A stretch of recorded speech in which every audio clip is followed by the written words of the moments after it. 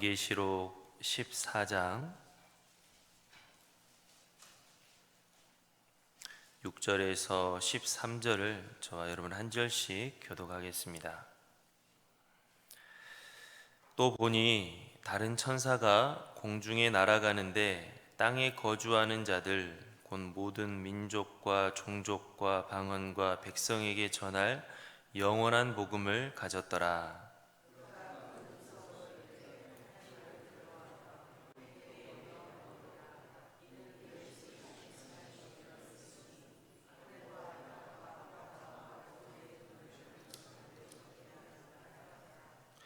또 다른 천사 곧 둘째가 그 뒤를 따라 말하되 무너졌도다 무너졌도다 큰 성 바벨론이여 모든 나라에게 그의 음행으로 말미암아 진노의 포도주를 먹이던 자로다 하더라.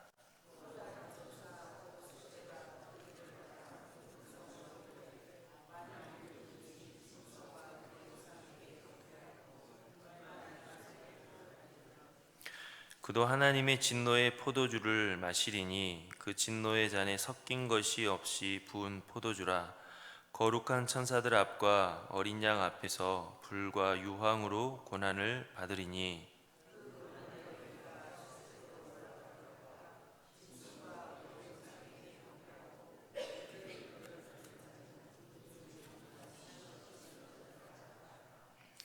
성도들의 인내가 여기 있나니 그들은 하나님의 계명과 예수에 대한 믿음을 지키는 자니라.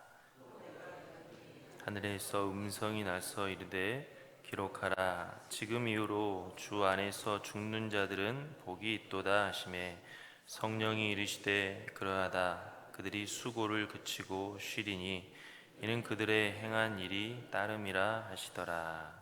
아멘. 요한계시록 12장에서 14장은 요한계시록 중심에 위치해 있는 환상으로 현재 교회가 처해 있는 영적 전투의 원인과 결과에 대해서 말씀하고 있습니다.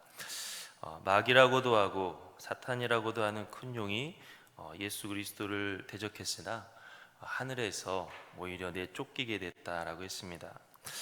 마귀는 예수 그리스도를 어찌하지 못하고 하늘에서 내쫓긴 것에 분노해서 하나님의 백성인 교회를 공격하는데 적 그리스도와 거짓 선지자를 보내서 대대적으로 미혹하고 자기 하수인으로 삼으면서 사람들을 자기 하수인으로 삼으면서 교회를 공격합니다. 우리는 이런 가운데에서 우리가 고난을 당하는 것이 그저 다른 사람들과 다른 것을 믿기 때문에 그런 것이 아니라 하나님의 백성으로서 하나님을 대적하는 이러한 마귀의 공격 때문이다라고 하는 것을 알 수가 있습니다. 그렇기 때문에 우리가 하나님을 경배하고 예수님을 믿는 것은 결코 고난을 당한다 할지라도 포기해서는 안 되는 일임을 알 수 있습니다. 바로 우리의 영원한 생명이 달려있기 때문에 성도는 고난 가운데서도 인내하면서 믿음을 지켜야 되는 것입니다. 그렇지만 영적 전투 속에서 고난을 받는 것은 분명히 힘들고 괴로운 일입니다. 그 고통이 너무나 심해서 심지어 믿음을 포기하는 일까지 생기기도 합니다. 로마 제국이 기독교를 공인하기 전에 황제 숭배를 강요하면서 국가적으로 핍박할 때 성도들이 얼마나 두려워했겠습니까? 조선시대 때 충효도 모르고 임금과 조상을 배신한다며 국가적으로 핍박할 때 얼마나 무서운 일이겠습니까? 오늘날도 가족 친지 중에 혼자 믿음 생활할 때, 직장에서 혼자 믿음 생활할 때 전방위적으로 공격을 당하면 그 고난이 견디기가 쉽지가 않습니다.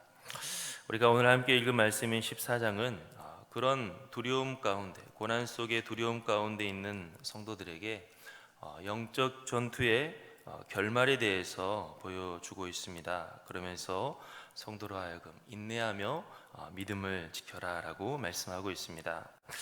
1절에서 5절을 보면 먼저 예수 그리스도의 승리와 하나님의 백성들이 받은 구원에 대해서 보여주고 있습니다.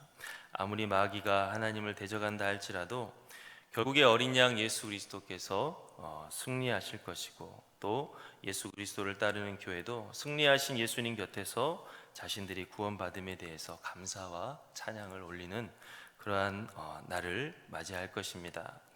그 다음으로 6절부터는 예수 그리스도를 통한 최후 심판에 대해서 보여주고 있습니다.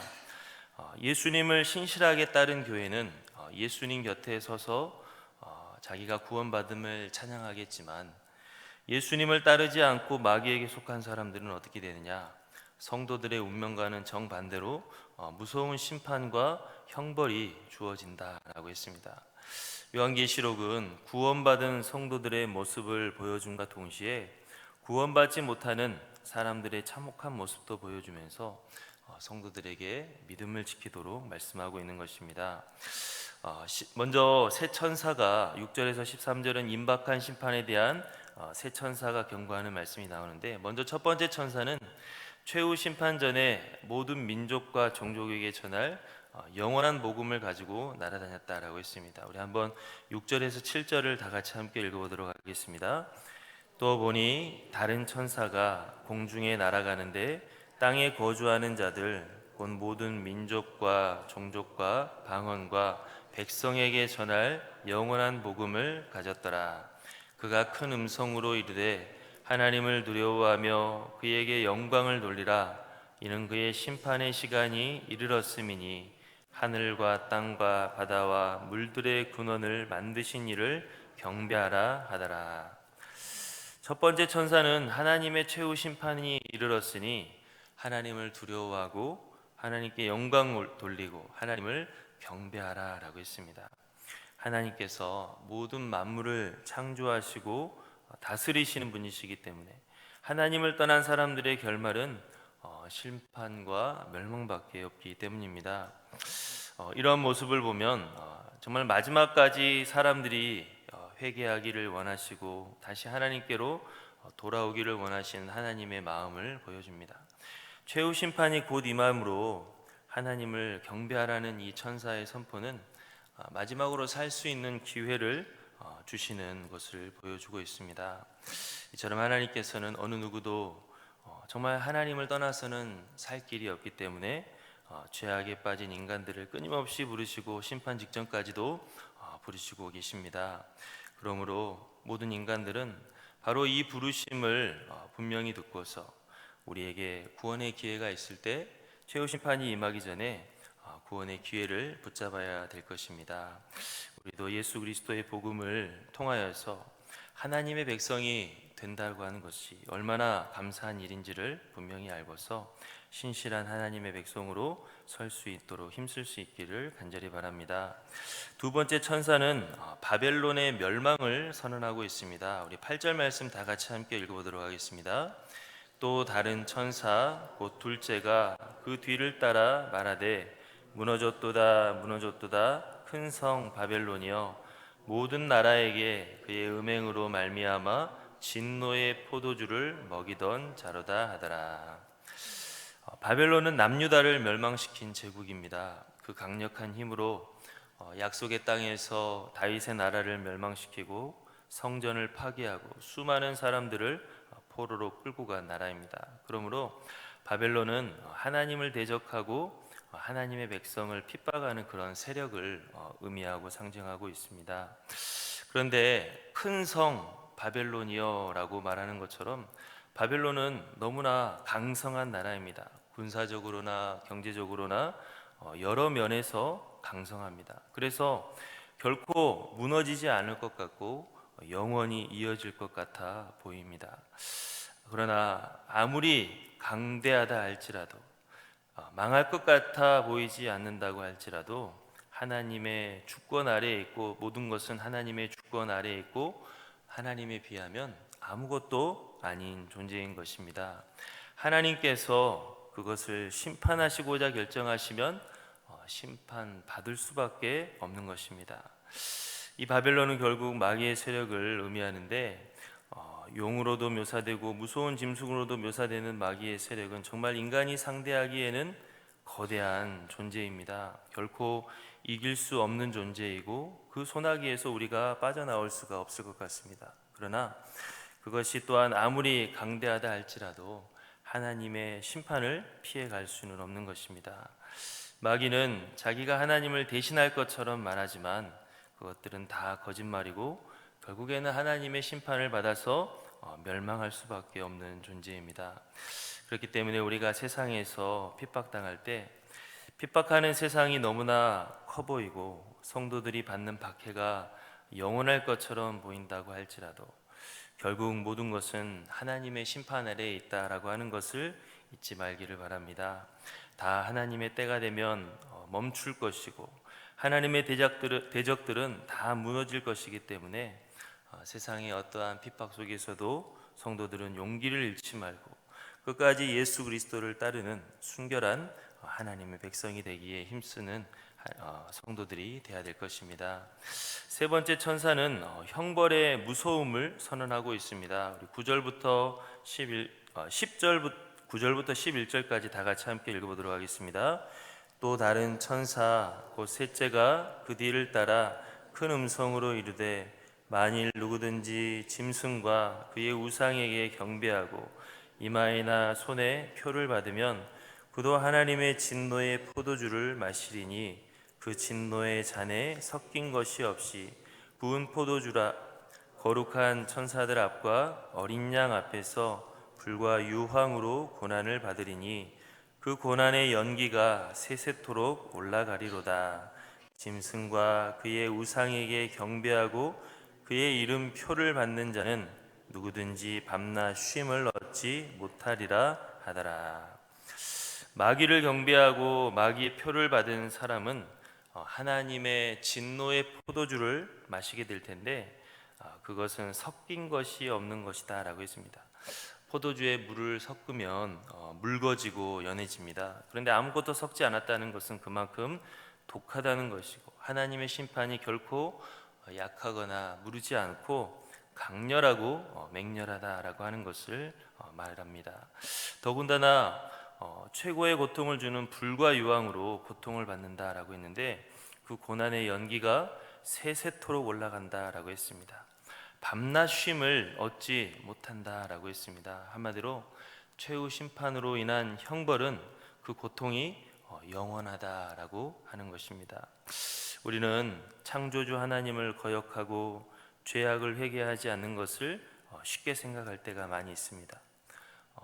예수 그리스도를 통해서 죄 용서받게 하시고 하나님의 자녀가 되도록 하나님께서 은혜를 베풀어 주셨는데 그 은혜를 거부하는 것을, 받아들이지 않은 것을 쉽게 생각할 때가 많이 있습니다. 오히려 죄악을 기뻐하고 마귀의 표를 받는 것을 쉽게 생각할 때가 많이 있는 것입니다. 어떠한 이유든지 간에 쾌락 때문이든지 간에 아니면 두려움 때문이든 마귀를 경배하고 마귀의 표를 받는 사람들은 나중에 하나님의 심판을 받게 되는데 그 심판은 영원한 고통이 될 것이다 라고 분명히 말씀하고 있습니다.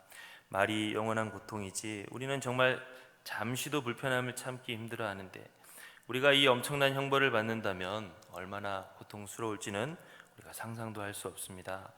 그날이 되면 모든 사람들은 핑계할 수가 없을 것입니다.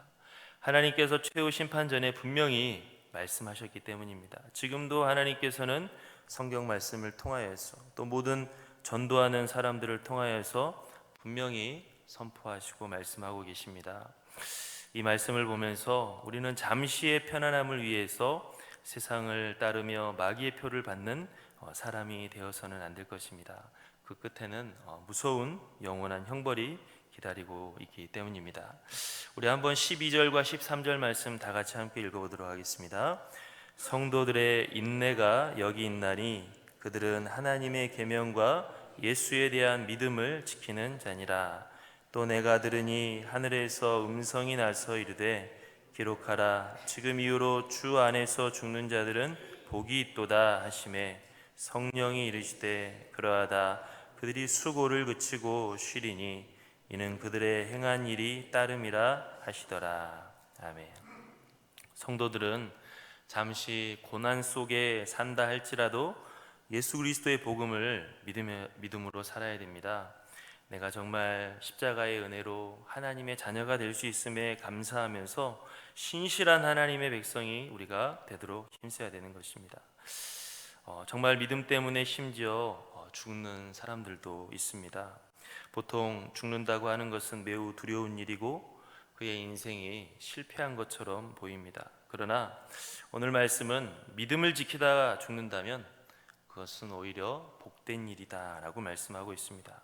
하나님께서 예비하신 영원한 안식이 기다리고 있기 때문입니다. 우리가 잠시의 편안함을 위해 영원한 고통에 들어가는 것과 우리가 잠시 고난을 당해 죽임을 당하지만 영원한 안식에 들어가는 것을 비교해서 생각한다면 당연히 우리가 영원한 하나님 나라에서 사는 것이 복되다라고 할 수가 있을 것입니다. 세상 사람들은 이 영원한 하나님의 나라를 믿지도 못하고 알지도 못하여서 자기의 쾌락을 위하여서 마귀의 표를 받는 것을 기뻐 여기지만 우리들은 모두 다 하나님께 인침받는 그 구원의 은혜를 감사하게 여기면서 예수 그리스도 안에 생명이 있음을 믿고 예수 그리스도를 믿음으로 살아갈 수 있는 저와 여러분들이 될 수 있기를 간절히 바랍니다. 마귀의 세력이 아무리 강력해 보여도 이 세상이 아무리 영원히 갈 것처럼 보여도 결국에는 하나님의 최후 심판 아래에 있음을 믿고 내가 정말 그 구원받은 하나님의 그 심판 아래에 속하지 않고 하나님의 구원받은 자녀가 됐음을 감사하면서 하나님의 자녀가 됐음을 감사하면서 살아갈 수 있는 저와 여러분들이 될 수 있기를 간절히 바랍니다.